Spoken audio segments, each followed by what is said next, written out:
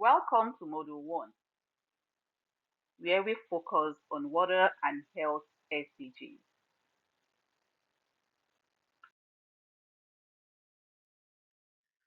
The current progress for SDG is monitored by the World Health Organization and the UN Children's Fund, or UNICEF, Joint Monitoring Program. They assessed global data in 2022 and found that 73% of people use safely managed drinking water services in 2022. 57% of people use safely managed sanitation services in the same year. 75% of people had a hand washing facility at home. 58% of domestic wastewater was safely treated in 2022. And 60% of monitored water bodies have good ambient water quality.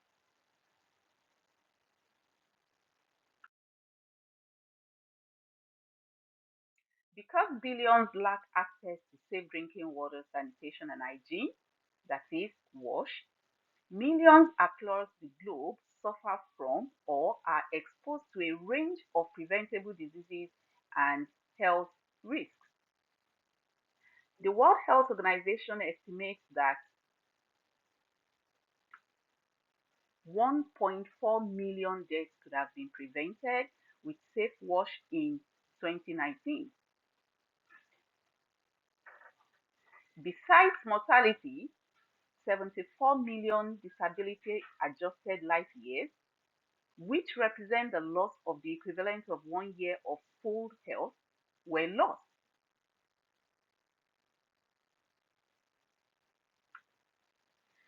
356,000 died from acute respiratory infections due to unsafe hand hygiene practices. More than 1 million died from diarrhea due to unsafe wash in 2019. And 69% of all diarrhea deaths in 2019 were attributed to unsafe wash services.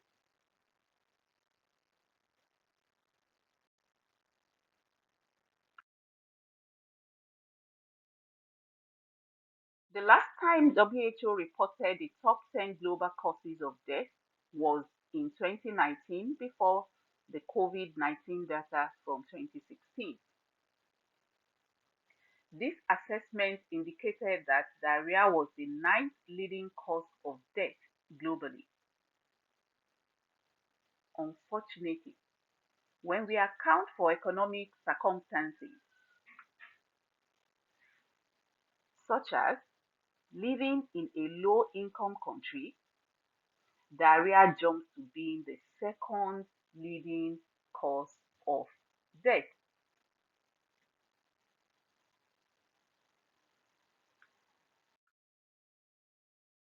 When faced with these alarming statistics, do you think we are on or off track for 2030?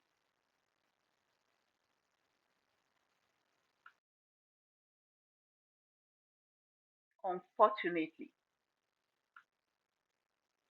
3 out of 4 countries and all SDG regions are off track to achieve the drinking water target by 2030, going at the current rate of progress.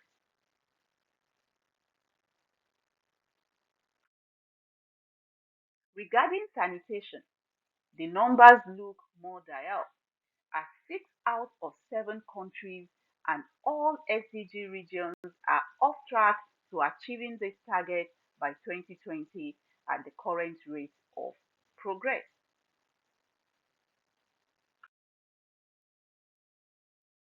Similar to sanitation, 6 out of 7 countries and all SDG regions with sufficient data are off track to achieving hygiene by 2030, also at the current rate of progress.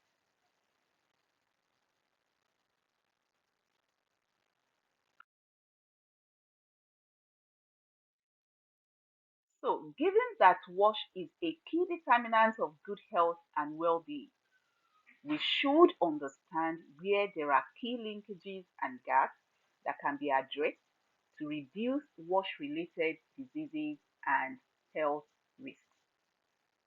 This figure from WHO summarizes strong interlinkages between wash and risk of infectious disease, chemicals in drinking water, and impact on well-being. In the next module, we will discuss some of these wash attributed health outcomes in greater detail, also considering pressures such as climate change or urbanization that can increase risk exponentially.